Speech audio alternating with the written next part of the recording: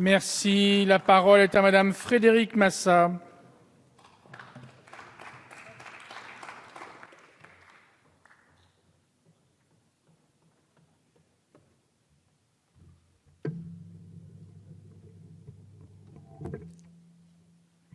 Monsieur le Président, Messieurs les ministres, Messieurs les rapporteurs et Monsieur le Président de la Commission des affaires économiques qui doit nous regarder de là où il est. Donc vous dire qu'effectivement aujourd'hui, ce texte, associé à la réforme de la PAC, marque un changement de cap majeur dans les politiques publiques en faveur du monde agricole. Le projet de loi crée un cadre et des outils pour faire émerger l'agriculture de demain, une agriculture compétitive qui assure une production alimentaire de haut niveau et qui s'inscrit dans la transition écologique. Parmi les mesures clés, je retiendrai bien sûr la création des groupements d'intérêt économique et environnemental, la création du médiateur des relations commerciales agricoles, l'adaptation du contrat de génération pour permettre une meilleure transmission des exploitations ou encore les mesures pour limiter l'agrandissement excessif des exploitations et les nouveaux dispositifs pour la filière bois, avec notamment la création du fonds bois tant attendu. Mais je souhaiterais insister sur la méthode qui a été choisie.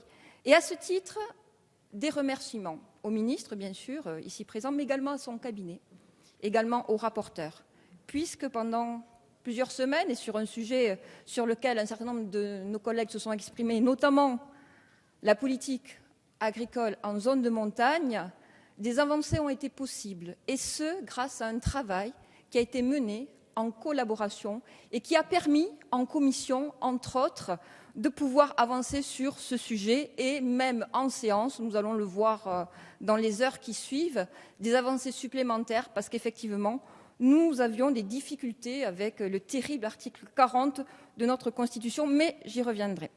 Donc effectivement, cette agriculture de montagne, qui n'a jamais été aussi défendue que dans ce texte, aujourd'hui prend toute sa place. Les territoires de montagne, plus que tout autre, ont besoin de l'activité agricole, tout le monde le sait, car celle-ci assure bien sûr une activité économique, mais aussi elle permet l'aménagement et l'entretien de notre territoire. Il est essentiel que l'activité agricole puisse se renforcer et que le phénomène constant de diminution des exploitations puisse être endigué. L'activité agricole en montagne est essentielle, mais elle est également très spécifique. Parler d'agriculture dans les Pyrénées, ce n'est pas parler de l'agriculture dans la Beauce.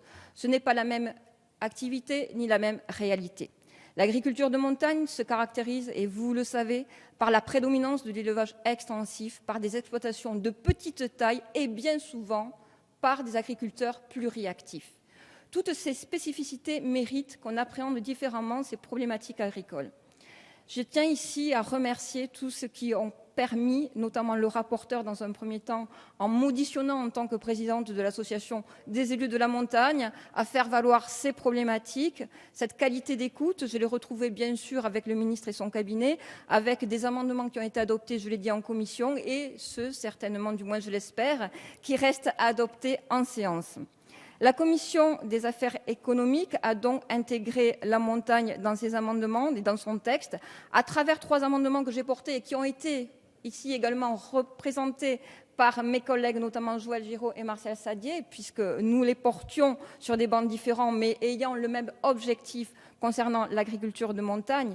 Et il est vrai que l'article 1er qui intègre l'attention particulière qui doit être portée au pastoralisme et à l'élevage, du fait de leur contribution essentielle à l'aménagement du territoire, est vraiment une marque et qui a été vécue comme ça sur les territoires.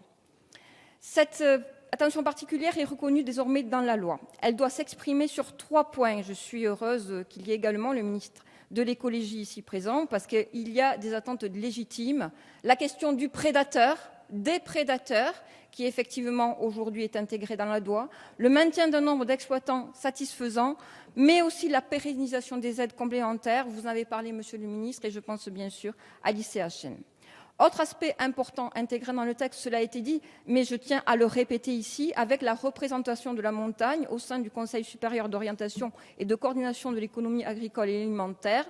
Le texte renforce les pouvoirs, l'importance de ce Conseil. Il était effectivement essentiel qu'un représentant du Conseil national de la montagne puisse y siéger pour y porter ses spécificités. Cet acte a été acté en commission. Effectivement, c'est moins, je dirais, spectaculaire de le faire en séance, mais ce travail qui a été bien fait, a été porté sur plusieurs bancs de cet hémicycle. Et je remercie notamment l'ensemble de mes collègues du groupe socialiste qui ont porté avec moi cet amendement. Sur ma proposition également, nous avons fait en sorte que les représentants de collectivités de montagne soient présents au sein des commissions départementales de la préservation des espaces naturels, agricoles et forestiers, ce qui est très important. Il y a également l'amendement dont a parlé tout à l'heure Joël Giraud, concernant l'avis des comités de Bassif sur le projet de plan régional de l'agriculture durable. Et je crois, pour en avoir effectivement discuté, que cet amendement pourrait avoir également un avis favorable en séance.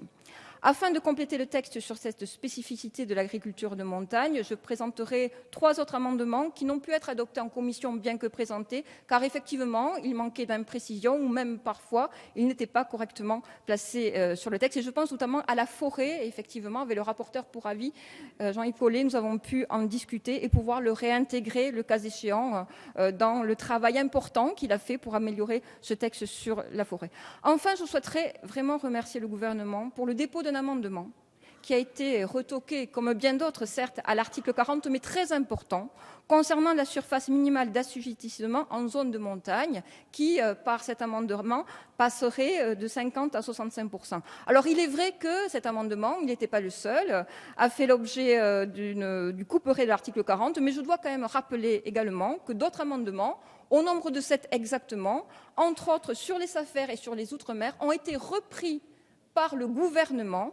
Ils étaient d'origine parlementaire, mais ils allaient de nouveau être contraints par l'article 40, avec un dialogue constructif. Le gouvernement a souhaité, a bien voulu les reprendre, et à ce titre, Monsieur le ministre, merci. À l'orée de l'examen des articles et des amendements par la séance, voilà ce que je souhaitais brièvement rappeler, en disant bien sûr que ce texte est essentiel, c'est un moment important de notre législature. La France est historiquement le grenier de l'Europe, il faut lui donner des outils nécessaires pour qu'elle conserve ce rôle particulier et qu'elle puisse engager son agriculture vers une agriculture plus verte, plus compétitive, tournée vers la jeunesse et d'un haut niveau de qualité alimentaire. Ce texte remplit tous les objectifs et bien sûr c'est sans réserve que je le voterai.